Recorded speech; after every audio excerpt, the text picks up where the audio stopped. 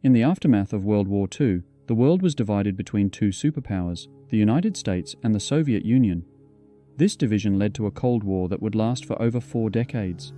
At its core, the Cold War would be a battle of ideologies, a clash between two fundamentally different visions of how society should be organized, governed, and economically structured. On one side stood communism, a system that sought to eliminate social classes and promote collective ownership, as championed by the Soviet Union and its allies. On the other side was capitalism, a system that emphasized individual entrepreneurship and free markets, as embodied by the United States and the Western world. But it was the decisions made by the leaders of these countries that ultimately led to the Cold War. Most of these choices were the result of what had happened during and immediately after the Second World War. In 1939, the Soviet Union and Nazi Germany signed a non-aggression pact which effectively divided Europe between the two powers. It was a non-aggression pact that also included secret protocols dividing Eastern Europe into spheres of influence. The Soviets agreed with Germany to divide Poland between them. The Soviet invasion of Poland took place on September 17, 1939, following the German invasion on September 1, 1939. As a result, the Nazis were able to focus their aggression on France, while the Soviets could concentrate on attacking Poland from the east.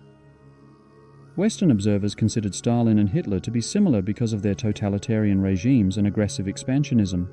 However, the two leaders had very different motivations for signing the pact.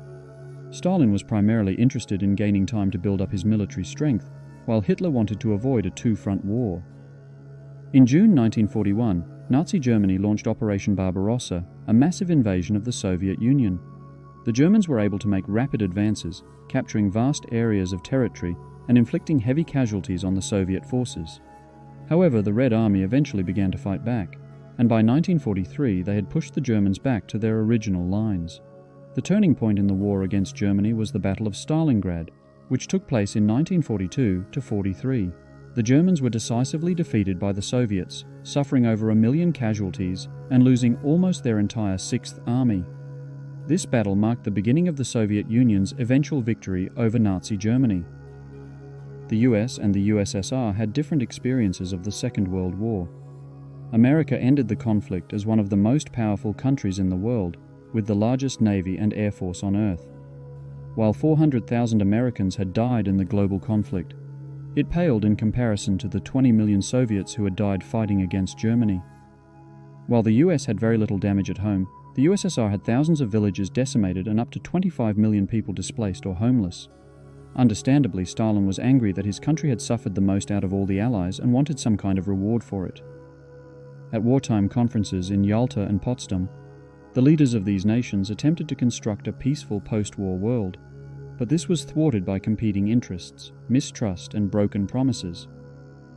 In early 1945, the Allies were closing in on Berlin, and victory in the war seemed assured. Then, in February of that year, the leaders of the United States, the Soviet Union, and Great Britain, Franklin Roosevelt, Joseph Stalin, and Winston Churchill respectively, met for a conference in Yalta. The Soviets agreed to enter the war against Japan, while the Americans promised to provide aid to the Soviet Union.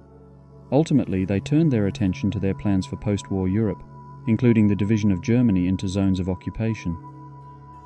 It became clear during the conference that Churchill was cautious of Stalin and communism in general.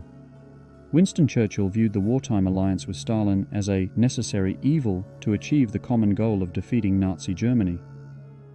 Franklin Roosevelt, on the other hand, was more optimistic about Soviet intentions and saw Stalin as a potential ally in the fight against fascism. As a result of the negotiations at Yalta, Stalin gained control over much of Eastern Europe, while the United States and Great Britain took control of Western Europe. This would lead to a period of tension and mistrust between the East and West blocs for many years to come. One of the most important discussions at Yalta was about the future of Poland. Roosevelt and Churchill both expressed a desire that Poland should have open and fair democratic elections. Stalin said he would support this. However, after the war, Stalin reneged on this promise and installed a communist government in Poland. In March 1945, he ordered the arrest of Polish politicians who had been working with the Americans and British. This event caused a great deal of tension between the Soviet Union and the Western Allies. Stalin also delayed the elections in Poland until January 1947, at which time he was able to manipulate the outcome. In July to August of 1945, just after the end of the war in Europe, the leaders of the United States, Great Britain and the Soviet Union met again for a conference, this time at Potsdam. By this time, President Roosevelt had died, and the new US leader, Harry Truman, met with Stalin and Churchill. During the conference, Churchill was also replaced as the leader of the UK by Clement Attlee, who had defeated him in the most recent elections. The main topic of discussion was how to deal with the defeated Germany. The Allies agreed that it should be divided into 4 zones, each controlled by one of the major powers. Berlin would also be divided into 4 zones, with the Soviet Union controlling the eastern half and the Western Allies controlling the western half. The conference was also marked by increasing tensions between Stalin and Truman. Truman was not as trusting of Stalin as Roosevelt had been, and he was concerned about the Soviet Union's increasing control over Eastern Europe. This would lead to further mistrust and divisions between East and West in the years to come. It was also decided that the victorious countries could take reparations from the defeated Germany. Specifically, it was agreed that the Soviet Union could take $20 billion worth of goods from its zone of occupation. This would further add to the economic divide between East and West. The conference also failed to bring about a resolution on the issue of Poland.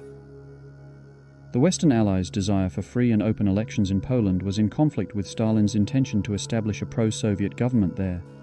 Stalin continued to refuse to allow open and free elections in Poland. As a result, Truman decided not to give the Soviet Union any further aid. This would mark the beginning of the Cold War. The term Cold War is used to describe the period of tension between the Soviet Union and the United States that began in the aftermath of World War II. It is so called because it was a time when the two superpowers were in competition with each other, but they never fought a direct war. The Cold War lasted for more than 4 decades and had a significant impact on the world. It led to the development of new weapons systems, such as nuclear missiles, and it also caused tension and suspicion between the two sides. It was a time of great insecurity and fear, as both sides constantly worried about the other's intentions. I hope that you have enjoyed learning about the origins of the Cold War. If you'd like to discover more about this historical era, check out the History Skills website.